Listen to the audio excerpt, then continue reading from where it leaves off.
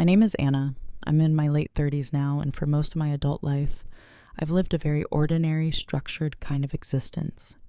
I worked steadily, I paid my taxes early, I kept folders, physical and digital, neatly labeled. I was the person in my family who remembered deadlines, who filled out forms correctly, who double-checked details other people skimmed past. If you asked people who know me how they'd describe me, they'd probably say I'm calm, reliable, quiet, the kind of woman who doesn't demand attention and doesn't create friction. Some might even say I'm forgettable, not in a cruel way, just that I don't stand out. I've learned that being underestimated often comes wrapped in politeness. I'm telling you this story not because it's dramatic, but because it's precise. It unfolded slowly, without shouting or slamming doors. And when it finally surfaced, it didn't explode. It clarified. This is the story of how I discovered that my own sibling had opened a business using my identity. Not a misunderstanding, not a clerical error, a fully functioning business legally tied to my name, my tax number, my responsibility. I didn't discover it through gossip or confession. I discovered it when the tax authority accused me of fraud. What followed wasn't revenge. It wasn't a screaming confrontation or a viral courtroom moment. It was a long, quiet reckoning, first with facts, then with myself, and eventually with the people who believed I would never notice, never push back, never step out of the role they had assigned me. This story moves through silence, through observation, through documentation, through the strange experience of realizing that the traits people overlook, patience, consistency, restraint, can become leverage when used deliberately. I won't exaggerate events, I won't paint anyone as a monster, and I won't pretend I was blameless or heroic.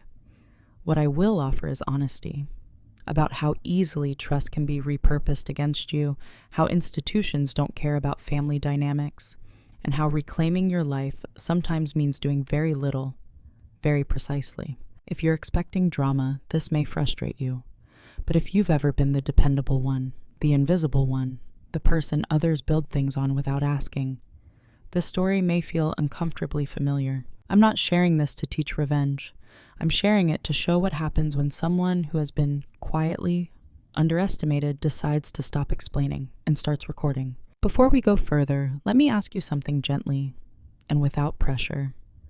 Have you ever been trusted so completely that no one imagined you would ever question it? For most of my life, I existed in my family as a function, not a person. I was the one who remembered birthdays without reminders, the one who knew where the spare keys were kept, the one who could be handed a stack of confusing paperwork and return it neatly completed, clipped, and correct.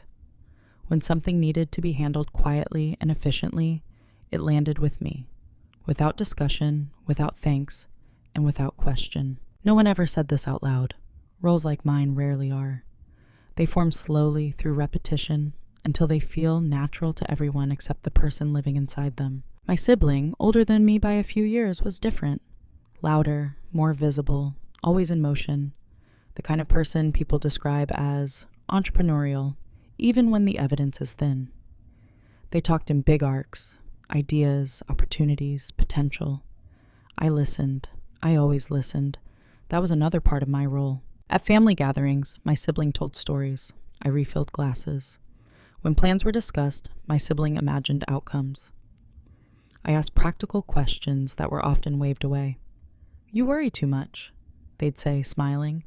And I would smile back because worrying quietly had become second nature. To them, I was safe. Not safe as in protected, but safe to assume, safe to overlook, safe to use as a reference point without checking if I agreed to be one. If someone needed help understanding a form, they were told, "Ask Anna."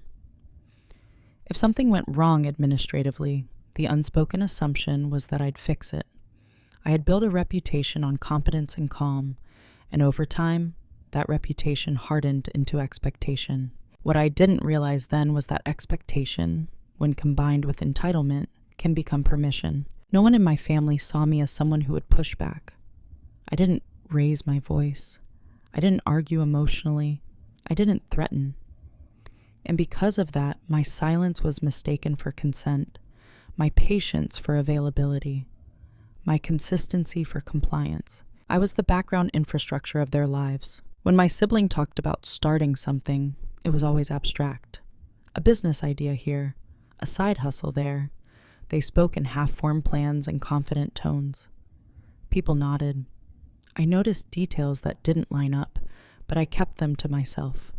Experience had taught me that pointing out flaws only made me seem pessimistic, so I learned to watch instead. I didn't envy my sibling. That's important to say. I wasn't resentful of their confidence or their attention. I simply existed in a different register. Where they moved outward, I moved inward. Where they performed, I prepared.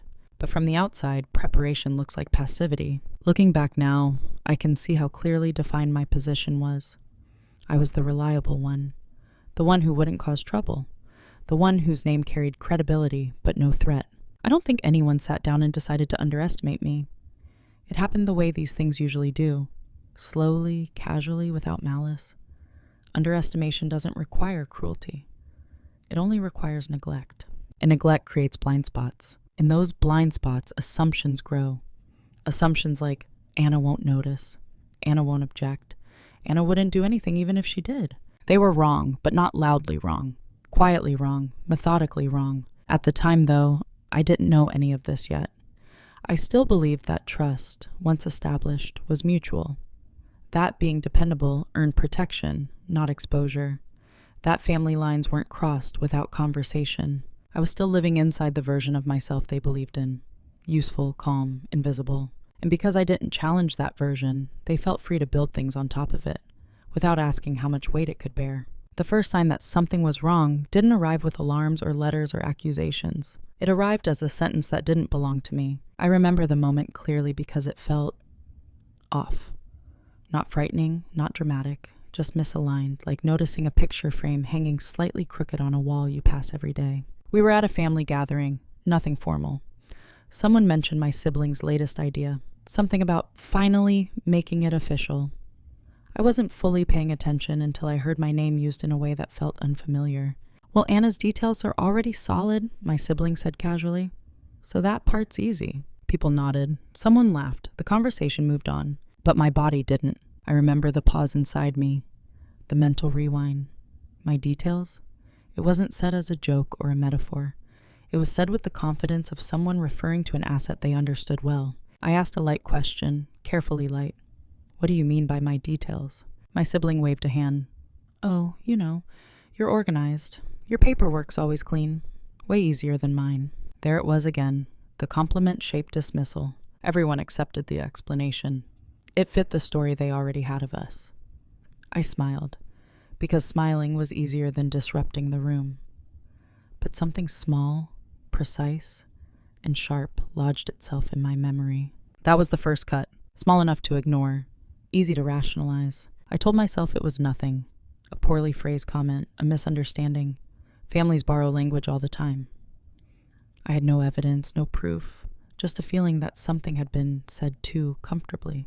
And comfort, I've learned, is revealing. After that, there were other moments, comments made in passing, jokes that weren't quite jokes. My name was mentioned in conversations I wasn't fully part of. Always lightly, always plausibly deniable. Once someone asked me how the business stuff was going. I laughed and said they must be confused. My sibling stepped in smoothly. Yeah, she's just helping on the boring side. Again, laughter. Again, the room moved on. No one else noticed the pattern because no one else was listening the way I was. They heard the tone. I heard structure. They heard confidence. I heard an assumption. Still, I stayed quiet. Part of me didn't want to seem suspicious. Another part didn't want to accuse without certainty.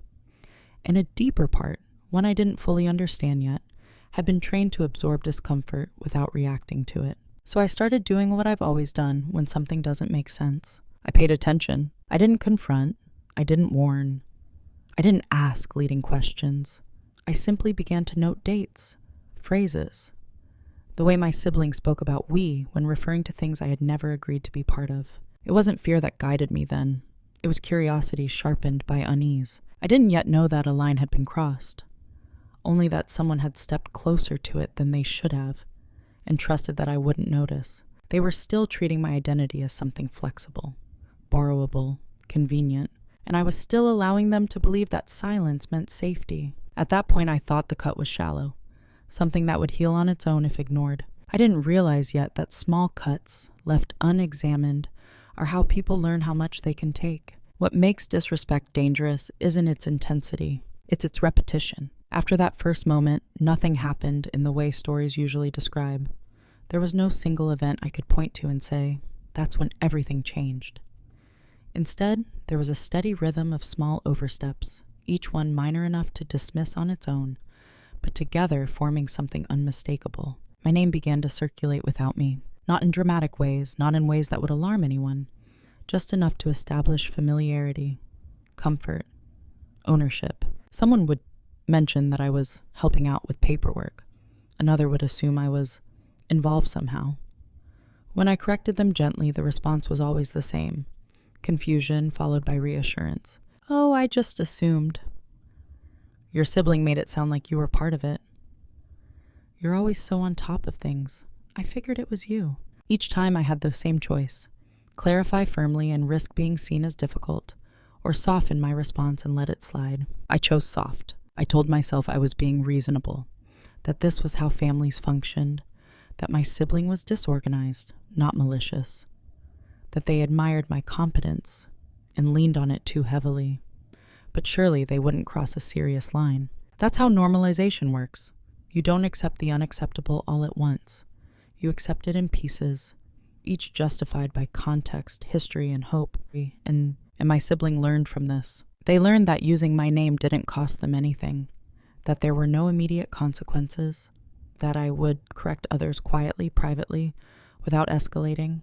They learned that I would protect the family atmosphere, even if it meant swallowing my own discomfort. The thing about being the calm one is that people assume calm equals tolerance.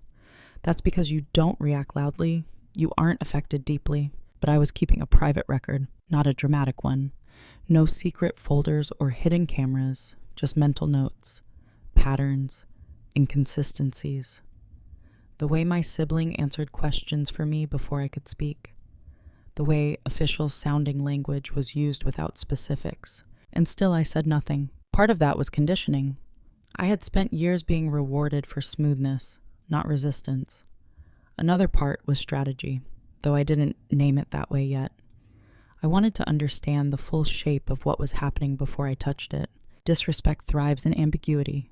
Clarity starves it.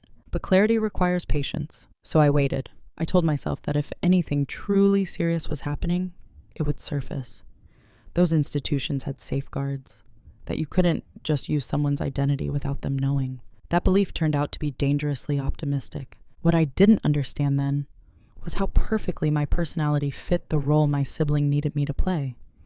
I was predictable, trustworthy, documented, clean. My credit was good. My records were boring, in the best possible way. No missed payments, no flags, no chaos. I was the opposite of them. And instead of seeing that contrast as a boundary, they saw it as a solution. At the time, though, all I felt was a growing pressure to stay reasonable, to not overreact, to not imagine motives where there might only be carelessness. I normalized the discomfort because it was easier than naming it. I didn't yet realize that by staying quiet, I was teaching them exactly how far they could go. And they were learning quickly. It took me longer than I'd like to admit to understand that I wasn't just being overlooked. I was being cast. Every system, family, workplace, friendship, assigns roles. Some are negotiated, some are inherited. Mine had been written so quietly that I didn't notice when the script stopped being optional. I was the stabilizer, the one who absorbed complexity so others could move freely. The one whose competence made risk feel smaller for everyone else. The one whose name carried weight without demanding attention. And once that role is assigned, people don't ask if you're willing to play it. They just build around it. My sibling didn't see themselves as exploiting me. I'm certain of that. In their mind, I was part of the infrastructure, like electricity or the internet.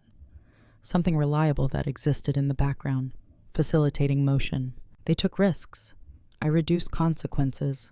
That was the unspoken arrangement. The problem was that I had never agreed to it. I started to notice how often decisions were made with my assumed involvement, not my consent, my inevitability, as if my participation was a natural law rather than a choice. Anna can handle that. She'll know what to do. That's more her thing. No one asked if I wanted to handle it or if I even knew about it. And when I did push back, gently, politely, it was treated as a misunderstanding rather than a boundary. Something to be smoothed over, not respected. That's when it became clear. My calm wasn't being interpreted as strength. It was being interpreted as availability. I realized something else too. The role I'd been assigned came with an expiration condition, as long as nothing went wrong. If everything worked, I was invisible. If something failed, I would be the logical place to look. That's how these systems protect themselves. The more I saw it, the harder it became to unsee. Conversations replayed differently in my mind.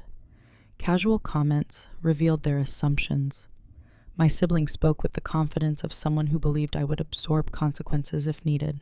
Not malicious confidence, comfortable confidence. And comfort is dangerous when it's built on someone else's name. I didn't confront them then. Confrontation would have required me to step out of the role abruptly, and I wasn't ready to do that without understanding the full structure first. Instead, I began to emotionally detach. I stopped correcting people automatically. I stopped smoothing over confusion. I listened more than I spoke. I let assumptions reveal themselves fully. This wasn't withdrawal, it was an assessment. I needed to know exactly what role I had been placed in before I could decide whether to reject it or redefine it. And quietly, something inside me hardened into resolve. Not anger, not fear, precision. Because once you understand the role you've been assigned, you also understand the leverage hidden inside it. They believed I was predictable. They were right, just not in the way they thought. The moment everything changed wasn't dramatic. There was no argument, no raised voice, no discovery scene that demanded immediate action. It was an envelope, plain, government issued. My name printed cleanly across the front in a font that doesn't ask questions. It states facts. I remember standing in my kitchen, the envelope still unopened, feeling a weight I couldn't yet explain. Not panic, not fear. Something quieter. A recognition that this was official, and that official things don't arrive by accident. I opened it carefully, slowly, as if moving too fast might confirm something I wasn't ready to know. The letter was polite, neutral, precise. It informed me that discrepancies had been identified in business tax filings associated with my identity. It requested clarification, documentation, explanation. I read it twice, then a third time. Business filings. I didn't own a business. Not on paper, not in practice, not in intention. For a brief moment, my mind searched for benign explanations. Identity confusion, administrative error, a coincidence of names, but the details were too specific. The numbers are too exact. The language is too grounded in certainty. This wasn't a mistake. It was a structure. What surprised me most wasn't the fear. It was calm. A strange, settling calm that arrived once the ambiguity was gone. Because now I knew. All the half-sentences, the casual references, the comfort with my name, they aligned instantly into something coherent. My sibling had opened a business using my identity, and the tax authority didn't care why. They only cared that, according to their records, it was mine. I sat down at the table and read the letter again, this time like a document, not a threat.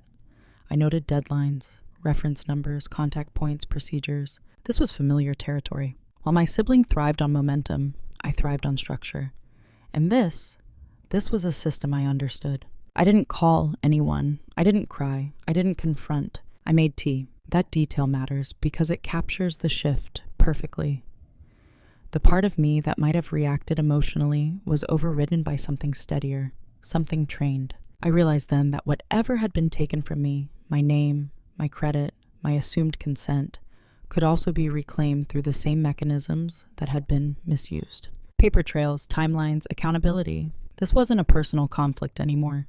It was an administrative one, and administration is where I'm strongest. The envelope hadn't just delivered an accusation. It had delivered clarity, a clean edge, a starting point. From that moment on, I stopped being reactive. I stopped being confused.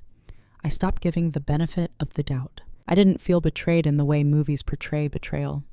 I felt activated, because now the rules were visible. And once you can see the rules, you can decide exactly how to use them. After the letter, my silence changed texture. Before it had been habitual, something I defaulted to in order to keep things smooth. Now it has become deliberate, measured, chosen. I understood something important in those first quiet days. The moment I spoke, the dynamic would shift. Questions would be asked. Stories would be adjusted. Evidence might disappear or be reframed. Silence, for the first time, was not passivity. It was containment. So I said nothing. I didn't mention the letter to my sibling. I didn't alert my family. I didn't hint or test reactions. I moved through conversations exactly as I always had, calm and unremarkable, while internally I began to work. At night I read, not opinion pieces, not forums, official guidelines, tax authority procedures, identity misuse definitions, timelines for response, burden of proof. I learned the language institutions use when they are not interested in emotion. I learned what they consider evidence, what they consider negligence, what they consider intent. And I learned something else that settled heavily but usefully in my chest. Silence was buying me time, and time was leverage. My sibling continued as usual, confident, casual, unaware. They spoke about plans and stress and growth, never once checking whether I knew more than I let on. They mistook my quiet for ignorance. I let them. This wasn't about trapping them. It was about understanding the full scope of what had been done in my name. I needed to see how far it extended before I intervened. So I requested documents from institutions, not people. I followed formal channels. I asked neutral questions that didn't raise alarms. And each answer confirmed the same thing. This wasn't a single form or isolated filing. It was a functioning entity. Registered, active, financially visible. Built on my identity. Every confirmation tightened my resolve but never broke my composure. I felt like I was stepping into a role I had always been prepared for, but never invited into. Steward of my own boundaries. Meanwhile, the people around me relaxed. My sibling was especially at ease. They had no reason not to be. From their perspective, nothing had changed. That's the paradox of quiet dominance. When you stop reacting, people assume they're winning. They don't realize you've simply moved the conflict to a level they don't inhabit. I wasn't angry yet. Anger would have rushed me. I was focused. And focus is far more dangerous to someone who believes you're harmless. Silence in that period was not about fear. It was about choosing the moment where speaking would have the most weight and the least noise. While everything on the surface stayed the same, my internal life shifted into something structured and intentional. This is the part people rarely see, the preparation that doesn't announce itself. I didn't wake up one morning and decide to take action. I built a system, quietly, patiently, with the same care I'd always given to other people's responsibilities. Only this time, it was mine. I created a timeline, not a dramatic one, just a clean document that mapped dates, filings, correspondence, and inconsistencies. I cross-referenced official records with moments I remembered, comments made in passing, assumptions voiced casually. Memory became data. Patterns became proof. I separated facts from interpretations. What could be verified? What could not? That discipline mattered. Institutions respond to clarity, not emotion. And I had no intention of being dismissed as confused or reactive. I requested certified copies. I saved emails. I logged reference numbers. I learned how to phrase questions so they invited answers instead of defenses. All of this happened without my sibling noticing. They didn't notice because they weren't looking for it. In their mind, I existed in a fixed role. And people rarely monitor those they believe to be static. That belief gave me space. I also paid attention to what wasn't there. No consent forms, no authorization with my signature, no record of me agreeing to any of it. That absence was just as important as what existed. And slowly, something else became clear. The system my sibling had built was sloppy beneath the surface, confident on top, but fragile underneath. Deadlines missed, documents incomplete, assumptions were made where verification was required. They had relied on my identity to stabilize something that was fundamentally unstable. That realization didn't make me feel powerful. It made me feel careful. Because when something collapses, it doesn't just fall on the person who built it. It falls on whoever is attached to it. And my name was attached to everything. I also learned what options I didn't have. I couldn't pretend ignorance forever. I couldn't resolve this privately without consequences. And I couldn't protect everyone involved. Understanding limits is part of preparation. What surprised me most during this period was how little I needed to do outwardly. The work was internal, cognitive, procedural. I wasn't planning revenge. I was planning an extraction. To remove myself from something that had been built around me without my consent, I needed to be precise. Sudden moves would only entangle me further. So I waited, I documented, I positioned, and in doing so, I realized that the invisibility I'd carried for years had given me an unexpected advantage. No one was watching. Not my sibling, not my family, not even the system yet. They believed I was still who I had always been. And in a way I was. Just no longer for them. There's a specific moment when preparation turns into certainty. It's quiet, internal, almost anticlimactic. For me, it happened late one evening, alone at my dining table, surrounded by documents that no longer felt abstract. I had arranged them in order, registrations, filings, correspondence, until the story they told was no longer fragmented. It was whole and unmistakable. The business existed entirely through my legal identity. Not partially, not accidentally.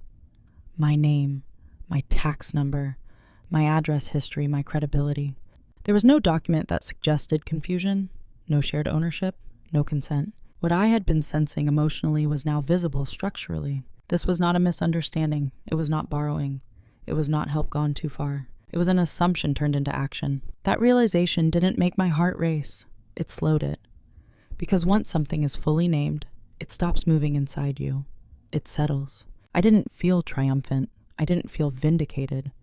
What I felt was clarity, so clean it was almost sterile. I understood exactly where I stood, and I understood something else just as clearly.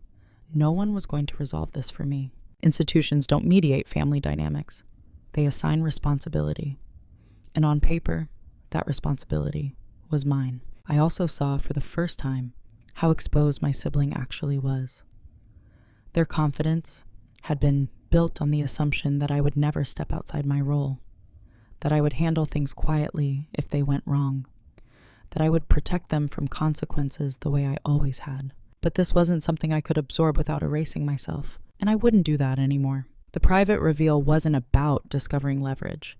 It was about understanding alignment, the alignment between truth, documentation, and timing. I didn't rush to act because I didn't need to.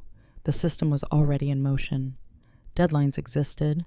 Processes were defined. All I had to do was decide how I would enter them. I sat there for a long time that night, not thinking about what my sibling deserved or what my family would say, but about what I could live with. There were several paths available to me, some loud, some quiet, some protective, some destructive. Only one was clean, and once I saw it, there was no one seeing it.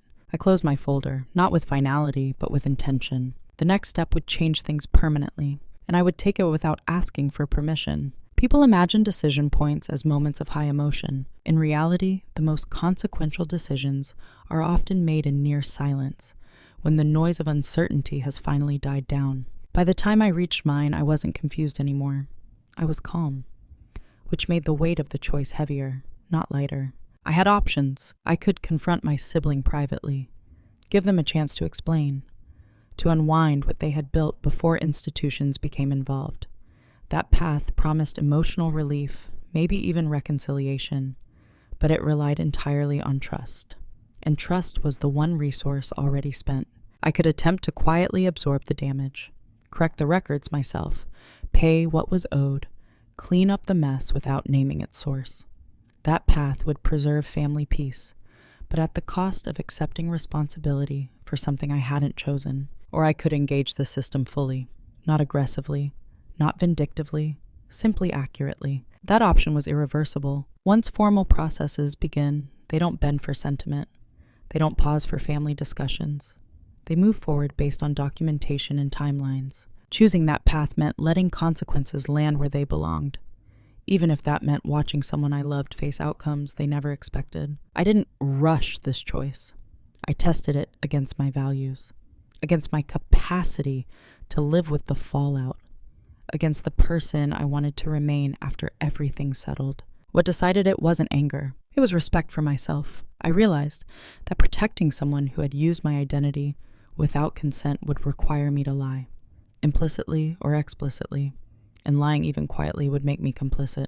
That wasn't a line I was willing to cross, so I chose the cleanest option, the one that required the least distortion of truth. I responded to the tax authority, not with accusation, not with emotion, with documentation, with timelines, with a clear statement of non-involvement. I disclosed only what was necessary.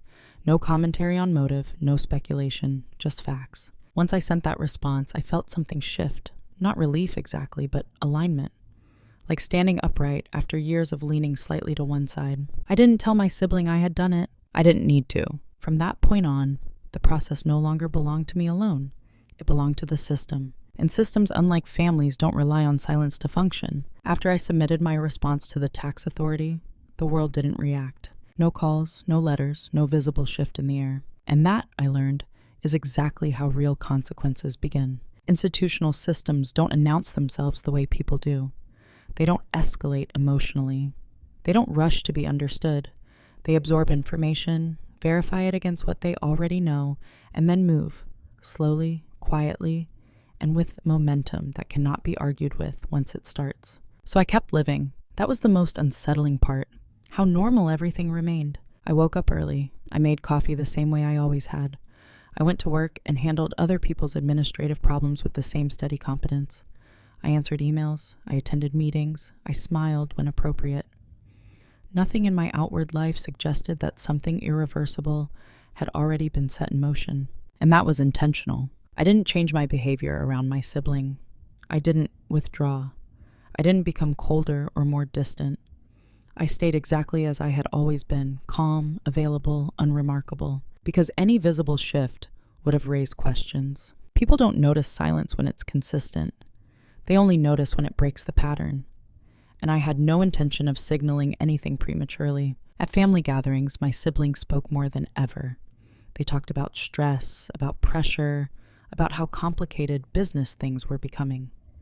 They complained lightly about paperwork, about deadlines, about how nothing ever moved as fast as it should. I listened. I always listened. Occasionally, they'd glance at me while speaking, as if expecting reassurance or assistance. Sometimes they hinted, vaguely, that things were a bit tangled and that they might need help sorting through details. I offered none. Not refusal, not confrontation, just neutrality. And neutrality can feel like abandonment to someone who is used to being buffered. What they didn't realize was that I was still helping, just not them. I was helping the truth move forward cleanly. Behind the scenes, communication continued, measured, professional, precise. The tax authority requested clarification on timelines. I responded with dates. They asked about my involvement in operational decisions. I stated clearly and repeatedly that there was none. They asked whether I had authorized any use of my identity. I said no, and supported it with absence. No signatures, no correspondence, no consent. Each response was unemotional, almost boring. That was deliberate. Emotion complicates things. It invites interpretation, and interpretation creates space for doubt. I gave them none. As weeks passed, I received confirmations that my statements had been added to the record, that reviews were ongoing, that no further action was required from me at that time. Those phrases, at this time, carry weight when you understand systems. They don't mean resolution. They mean trajectory. And trajectory, once established, doesn't reverse easily. During this period, I became acutely aware of how much emotional labor I had previously provided without realizing it. I had always been the early warning system, the one who flagged issues before they escalated, the one who softened consequences before they reached their source. By stepping back, I wasn't creating harm. I was removing insulation. My sibling began to feel pressure without understanding its origin. Payments took longer to clear. Requests were met with delays. Questions came back unanswered. Things that had once moved smoothly began to resist. They complained about it openly. "It's like everything's slowing down," they said once, frustration creeping into their voice. "I don't know what's going on." I nodded sympathetically. "I'm sure it'll sort itself out," I said. And I meant something very different by it than they heard. What struck me during that time was how deeply they believed in my predictability. They truly assumed that if anything serious were happening, anything that involved my name, I would tell them. They believed my silence meant safety. They didn't understand that silence this time was structure. I also noticed how other people reacted to my continued calm. No one checked in with me. No one asked if I was stressed. My composure reassured them that nothing was wrong. This is how invisibility works. When you are calm, people assume you are unaffected. When you are competent, they assume you are consenting. I let them assume. Internally, I was not tense, but I was alert. I tracked deadlines. I monitored correspondence. I prepared contingencies, not emotionally, but procedurally. I thought carefully about what I would say if confronted, about what I would not say, about how to maintain integrity without escalating conflict unnecessarily. I reminded myself, often, that this process was no longer personal. That was important. As soon as things become personal, people try to negotiate, to soften, to reinterpret. I wasn't interested in reinterpretation. I was interested in alignment. There were moments, quiet ones, when doubt surfaced. Not about my decision, but about the aftermath, about how this would reshape relationships, about what would be lost alongside what would be restored. I allowed myself to acknowledge those thoughts without indulging them. Regret is easiest when consequences are hypothetical. Once they're real, regret becomes avoidance. I refused avoidance, so I stayed consistent. I answered when asked. I withheld when appropriate. I moved only through official channels. And slowly, subtly, the environment around my sibling began to change in ways they couldn't explain. They felt resistance without knowing its source. I felt steadiness because I did. That's the quiet truth about moving in silence. It's not about secrecy. It's about refusing to perform emotional labor that protects someone else from the results of their choices. I wasn't hiding. I was standing exactly where I needed to be, just out of sight. The first signs weren't dramatic. No one knocked on my sibling's door. No official letter arrived in front of the family. There was no single moment where they could point and say, "This is where it went wrong." Instead, things began to resist. Processes that had once moved easily started to slow. Requests went unanswered. Approvals that used to feel automatic began to require additional review. Payments were delayed, accounts were flagged, not frozen, just watched. From the outside, it looked like bad luck, administrative friction, the kind of inconvenience entrepreneurs complain about every day. From the inside, I recognized the pattern immediately. The system had begun to ask questions. My sibling felt it before they understood it. I could see the shift in them, the irritation edging into unease. Their stories changed tone. Less confidence, more complaints. The language of momentum gave way to the language of obstruction. "I don't get it," they said more than once. "Everything was fine, and now it's like nothing moves." They looked at me when they said it, not accusingly, searching. They were waiting for me to step in, to interpret, to fix. I didn't. I responded the way I always had. Calm, sympathetic, but empty of solutions. "Systems can be slow," I said once. "Maybe it's just a review cycle," I offered another time. Both statements were true. Neither revealed anything. What they didn't realize was that the system wasn't malfunctioning. It was functioning exactly as designed. As questions surfaced, pressure was redistributed. The weight my sibling had offloaded onto my identity began to slide back toward its source. And because they hadn't built the structure carefully, they didn't have the documentation to stabilize it. They started scrambling. I noticed the calls first. Shorter, more frequent. Then the emails. Messages forwarded to me with vague questions attached. "Does this look normal? Have you seen this before?" I answered selectively, neutrally. I didn't advise. I didn't intervene. Each time I declined to engage, the discomfort deepened. That's when confusion turned into anxiety. My sibling began to revisit past decisions aloud, re-explaining choices they'd once been proud of. When people do that, it's not for clarity, it's for reassurance. They wanted someone to tell them it would be okay. I didn't, because I couldn't, and because doing so would have meant resuming the role I had already left. Around us, other people sensed the shift without understanding it. Conversations grew cautious. Plans became tentative. The ease with which my sibling had once carried themselves was gone, replaced by vigilance. They were no longer moving forward.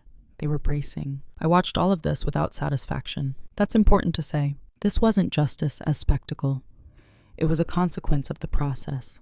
Slow, impersonal, and deeply unsettling to the person at its center. The system didn't accuse, it didn't threaten. It simply stopped cooperating. And when systems stop cooperating, people begin to realize how exposed they are. My sibling was learning that in real time. There is a point in every collapse where effort increases, but effectiveness disappears. That's where my siblings found themselves. At first, they tried to work harder, longer hours, more calls, more emails sent late at night, stacked with urgency and polite panic. They chased answers the way they had always chased momentum, by pushing forward, assuming force could substitute for structure. It didn't. The responses they received were slower now, more formal, less forgiving. Requests that once came with flexibility were suddenly bound by procedure. Questions were repeated, clarifications demanded, timelines referenced. The system was no longer reacting to confidence. It was responding to inconsistency. I could see the strain settling into my siblings' body before they spoke about it. The way their shoulders stayed tense, even when sitting. The way conversations looped back on themselves.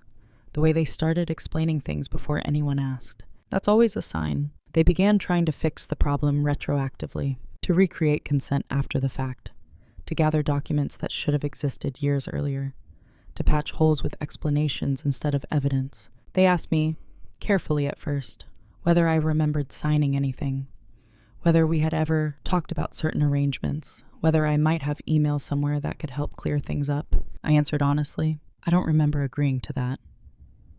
I don't have anything like that. I can't speak to those decisions. Each response was factual. None were comforting. I could see the realization forming behind their eyes, piece by piece. The dawning understanding that this wasn't a temporary slowdown, that something foundational had shifted. Panic doesn't arrive all at once. It seeps in. They began to second-guess everything. Old confidence gave way to frantic justification.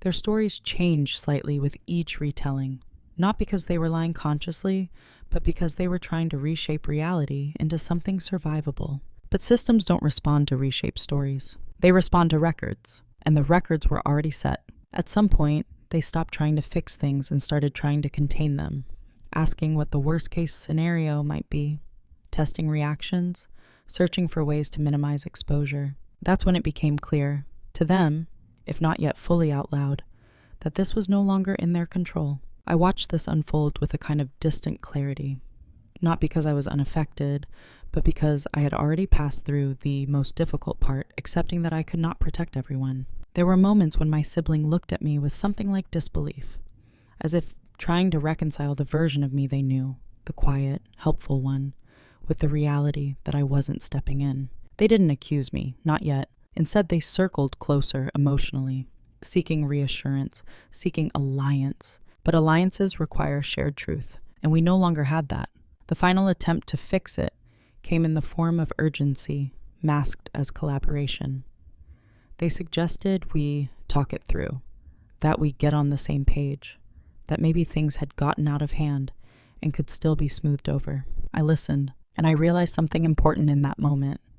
They still believed this was a relational problem. It wasn't. It was a procedural one, and procedures don't care how close you are, or how long you've known someone, or how badly they need relief. By the time my sibling understood that, it was already too late to reverse anything. The process had moved beyond intent and into consequence. And there is no appeal process for timing. The confrontation, when it finally happened, didn't look like what most people imagine. There was no shouting, no accusations thrown like weapons, no dramatic declarations. It happened on a quiet afternoon, in a familiar room, with the kind of stillness that makes every word feel heavier than it is. My sibling asked to talk. Their voice was careful, too careful. The confidence that used to carry them through everything was gone, replaced by something measured and uncertain. They didn't sit down right away. They hovered, as if still hoping the conversation could be postponed. "I need to ask you something," they said. I nodded. They took a breath. "Did you tell anyone about the business?" I didn't rush my answer. I didn't deflect. I didn't soften it. "Yes," I said. I responded when I was contacted. The silence that followed wasn't explosive. It was hollow. They sat down slowly, as if the weight of the moment had finally reached their body. "I thought you would come to me first," they said, not angrily, almost wounded. "I didn't know how," I replied. And that was true.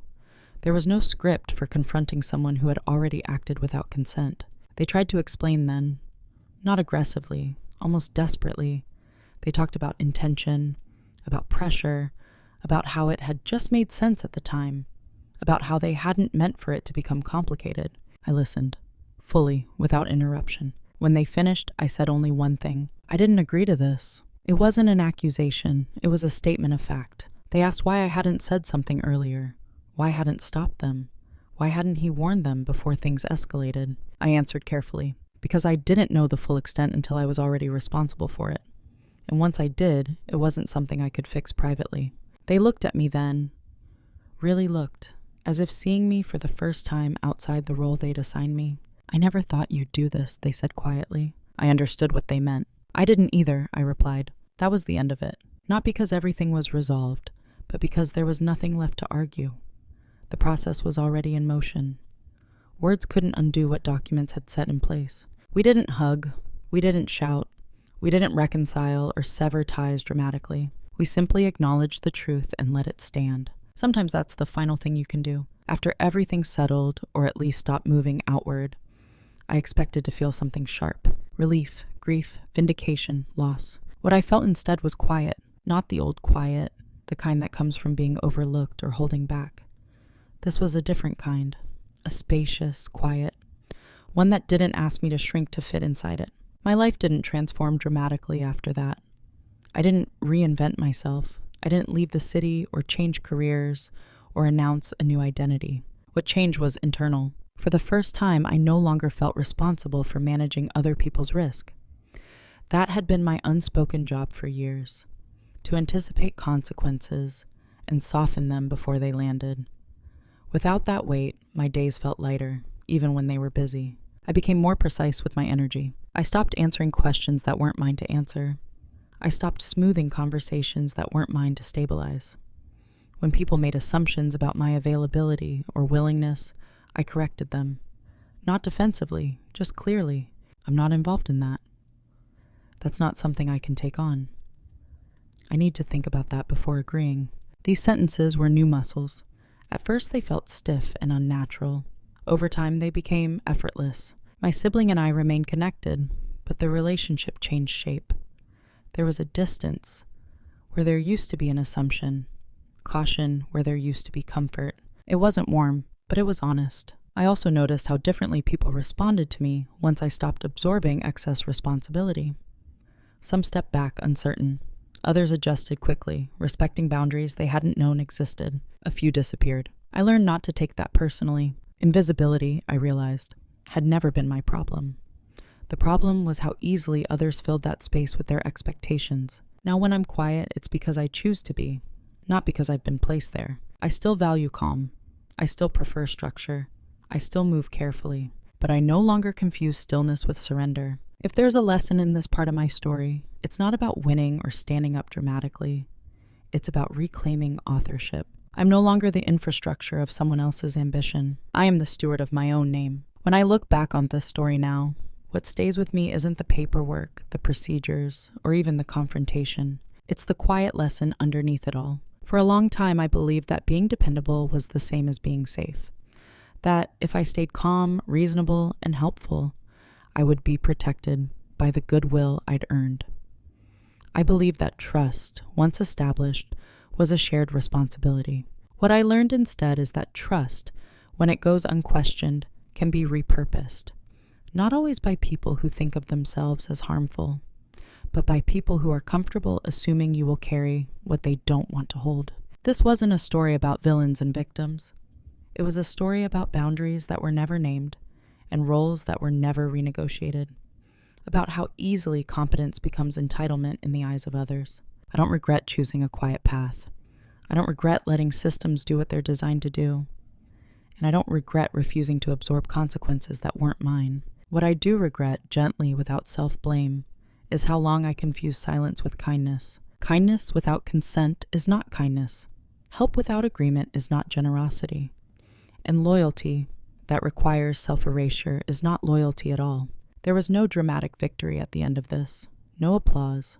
No public vindication. The resolution was subtle.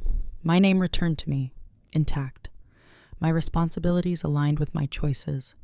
My silence reclaimed as something intentional, not imposed. That was enough. If there's a moral here, it's a quiet one. You don't need to raise your voice to reclaim yourself. You don't need to humiliate anyone to step out of a role that no longer fits. And you don't need permission to stop carrying what was never yours. Sometimes the most powerful thing you can do is tell the truth, accurately, calmly, and at the right time, and then let it stand on its own. I shared this story not to invite outrage, but reflection. So I'll leave you with one question, and I'd genuinely like to hear your thoughts. Have you ever realized, too late or just in time, that people were relying on your silence more than your consent? Video của mình hôm nay đến đây là kết thúc. Nếu bạn thích video này, hãy cho mình xin một lượt like và một lượt đăng ký kênh. Hẹn gặp lại các bạn ở trong những video tiếp theo. Bye bye.